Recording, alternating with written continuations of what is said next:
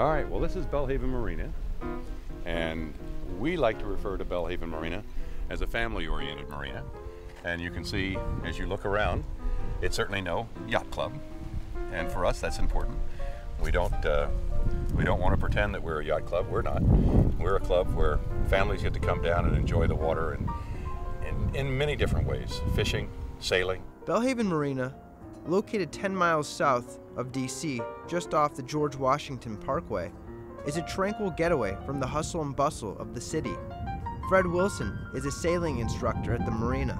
Along the shoreline there, it all belongs to the National Park Service, and it's got great nature trails, abundant wildlife, variety of different wildlife, and a very popular birding area. People come down and you'll see them all, even into the winter, you'll see them all year long, looking at the different birds that are available through the Dyke Marsh area. And if you come down and kayak or canoe through the area, it's really, really pretty. Now retired from over 20 years serving in the Army, Fred spends his days out on the water at the marina teaching sailing. The Mariner Sailing School offers lessons for all levels. Besides kayaking and canoeing, sailing is a great way to unwind and see the area. We have our sailing school here. There are many private boats here as well. You'll see them behind us here. But our sailing school teaches both a basic adult course, and then during the summer vacation time, we have a couple of different youth courses for the young people, where we'll teach them how to sail, and if they know how to sail, we'll teach them in the advanced course and teach them to improve those sailing skills they have. Fred offered to take me out on the water and show me the basics of sailing. We headed down to the marina and met up with Chip. How are you? Good, good, good. I got you on that one with the sail. Thank you very much. Perfect. I saw you putting it up. That sounds great. Here you go.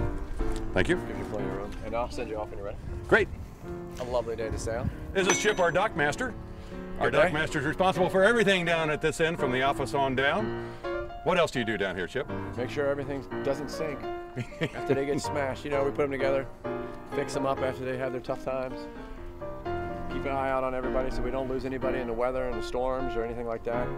But that's somewhat easy to do because we use radar these days to track approaching storms. Exactly. And we have a couple of rules down here about when we let boats go out and when we don't let them go out. Chip's responsible for making those calls. What kind of calls do you make to decide when boats shouldn't go out anymore? Well, we have small craft advisories. We don't usually put our little boats out there just so we don't have to worry about fishing anybody out of the river.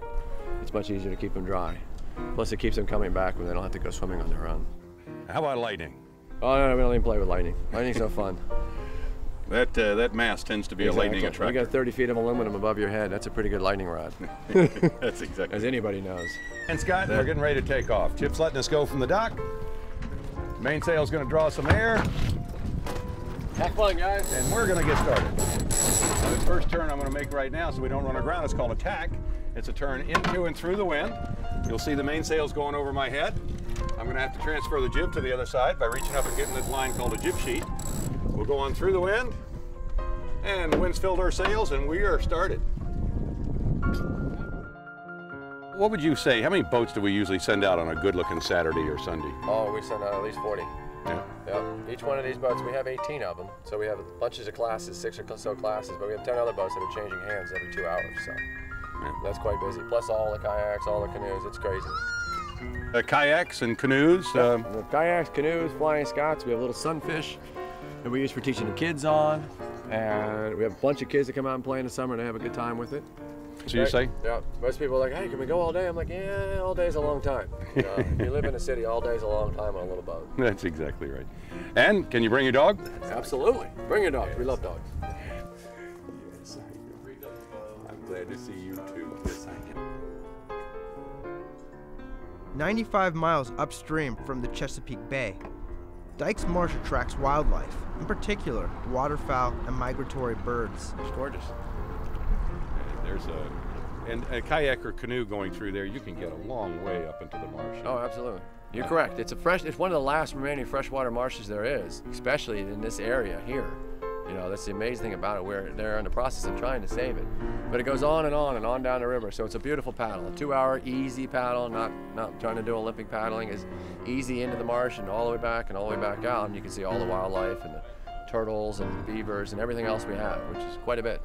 And for sailing, we've got a nice stretch of water because we, about five and a half miles worth of water we can go up and down? Yep, we would stay below the bridge, which is right up here, the Woodrow Wilson Bridge, and we go down to Fort Washington, which is a huge sailing area to play in. It certainly is, and it's easy for the dock crew here, for your safety, to be able to keep an eye on you. So if you have any difficulty, you're going to be out there in a powerboat real quick. Absolutely, we got you covered. Great.